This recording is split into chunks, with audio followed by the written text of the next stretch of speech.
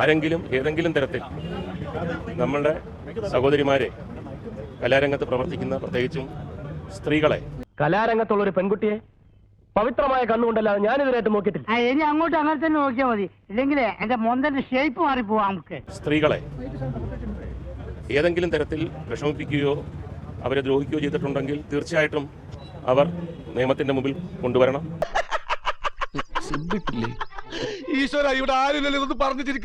എന്നെ സംബന്ധിച്ച് പറയുകയാണെങ്കിൽ ഞാൻ ഒരു കലാകുടുംബത്തിലുള്ള ആളാണ്. പിന്നെ എൻ്റെ സഹോദരിയുടെ മക്കളെല്ലാം വലിയ ഡയറക്ടർമാരാണ്.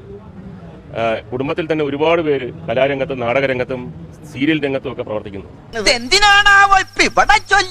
അപ്പോൾ പെൺകുട്ടികൾ, സ്ത്രീകൾ കലാരംഗത്ത് പോയി അഭിമാനത്തോടെ അന്തസ്സോടെയും ജോലി ചെയ്ത് കുടുംബത്തെ പോറ്റാനും പേരും പ്രശസ്തിയൊക്കെ ഉണ്ടാക്കാനുമുള്ള ഒരു സാഹചര്യം ഏറ്റവും നല്ല രീതിയിൽ ഉണ്ടാകണം എന്ന് ആഗ്രഹിക്കുന്ന ഒരാൾ തന്നെയാണ്. അതിനകത്ത് യാതൊരു സംശയമില്ല.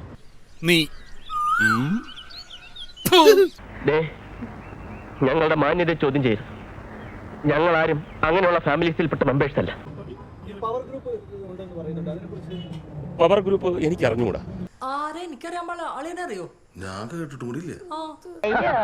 പച്ചവെള്ളം ചവച്ചു കുടിക്കണ പഞ്ചപാവം അങ്ങോട്ട് ഇറങ്ങിയില്ലടേ. സത്യം പറയാൻ അങ്ങനെ ഒരു പവറൊന്നും സിനിമയിൽ വരാൻ സാധ്യതയില്ല. പവർ ഗ്രൂപ്പ് ഒരാളിനെ കൊണ്ടുവന്നു, ഇനി ഇയാളെ മെയിൻ റോൾ അഭിനയിക്കുന്നു പറഞ്ഞാൽ ആ പടം പൊളിഞ്ഞു പോയാൽ എന്തോ ചെയ്യും?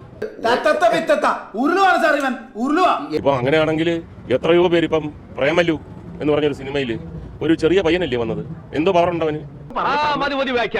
വ്യാഖ്യാനിച്ച് ജയിക്കാൻ ആർക്കും സാധിക്കും. പവർ ഗ്രൂപ്പ് ഒന്നും നിലനിൽക്കത്തില്ലെന്ന്. യോഗ അവസാനിച്ചിരിക്കുന്നു, എല്ലാവരും പിരിഞ്ഞു നോക്കോളൂ. ഇനി അടുത്ത ആഴ്ച ഇതേ ദിവസം ഇതേ സമയം.